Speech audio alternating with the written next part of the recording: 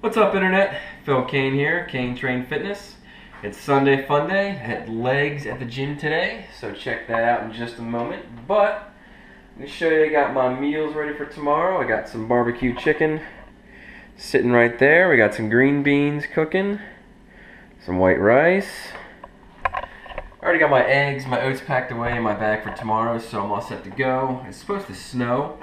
Hopefully I don't have work, but if I don't, hitting the gym. Monday, International Chest Day, but we'll see what happens. So, check it out, let me know what you think, and catch you later.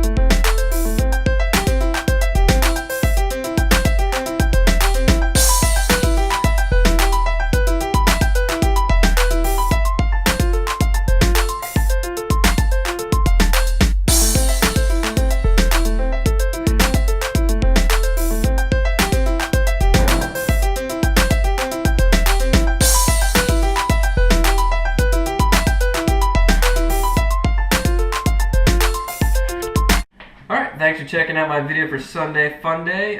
Please make sure to like this video and subscribe. More videos coming up, I don't know, whenever I feel like making them. Every couple weeks, so stay tuned.